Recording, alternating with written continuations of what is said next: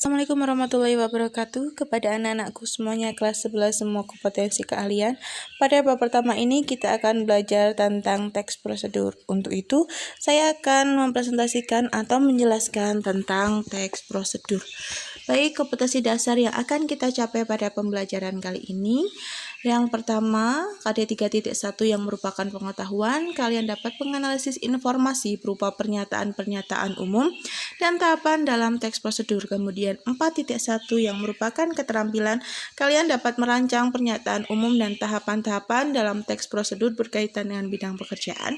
Kemudian 3.2 yang merupakan pengetahuan, kalian dapat menganalisis struktur dan kebahasaan dari teks prosedur.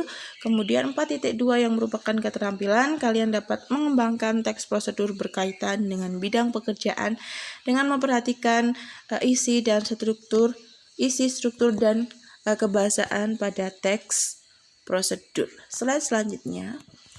Pengertian dari teks prosedur. Teks prosedur sendiri merupakan teks yang berisi tahapan-tahapan atau langkah-langkah untuk mencapai sebuah tujuan. Jadi yang namanya teks prosedur itu adalah sebuah proses dari awal sampai akhir. Ada tahapan-tahapannya, ada urutan-urutannya yang ditulis secara sistematis. Selanjutnya, ciri-ciri dari teks prosedur sendiri ada 7. Yang pertama, judul ditulis secara jelas. Baik, yang namanya judul itu harus ditulis secara jelas. Kemudian yang kedua, langkah-langkah kerja dipaparkan secara urut atau sistematis. Harus urut, tidak boleh bolak-balik atau acak-adul gitu ya. Yang ketiga, teks bersifat informatif atau memberikan pengetahuan baru. Kemudian yang keempat, dipaparkan secara terperinci. Yang kelima, isi harus bersifat objektif, tidak boleh memihak. Yang keenam, harus informasi itu yang disampaikan bersifat universal atau secara umum atau secara global. Kemudian yang ketujuh, teks bersifat aktual atau fakta, akurat dan logis. Itu yang namanya teks prosedur.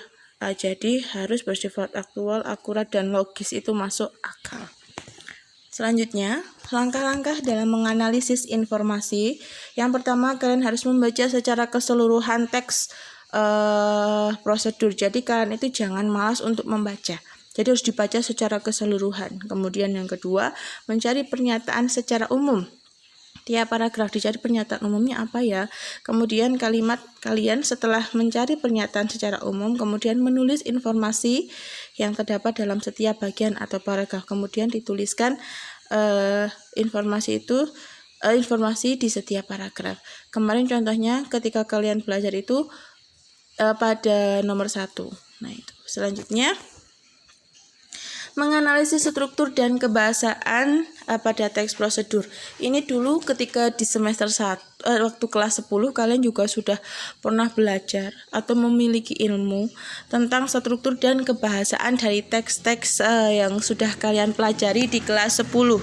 Misalnya teks debat, teks negosiasi, teks biografi, seperti itu. Nah, untuk kelas 11 ini, kalian akan belajar tentang struktur dan kebahasaan dari teks prosedur. Yang pertama, struktur teks prosedur itu ada 3. Yang pertama itu tujuan, yang kedua langkah-langkah, dan yang ketiga penutup. Tujuan itu biasanya terdapat pada paragraf pertama atau kedua, 1-2, atau paragraf 1. Kemudian yang kedua, langkah-langkah itu sudah cara membuat, atau langkah-langkah cara membuat pakan alami, langkah-langkah cara membuat kue nastar. Nah, seperti itu. Itu sudah masuk ke langkah-langkah. Dan yang ketiga yaitu penutup. Itu bersifat opsional, boleh ada, boleh tidak. Selanjutnya, kaidah kebahasaan yang akan kita pelajari. Yang pertama, terdapat kalimat imperatif, deklaratif, dan interrogatif. Kalimat imperatif itu merupakan kalimat perintah atau menyuruh. Biasanya menggunakan ambilan lah, kah.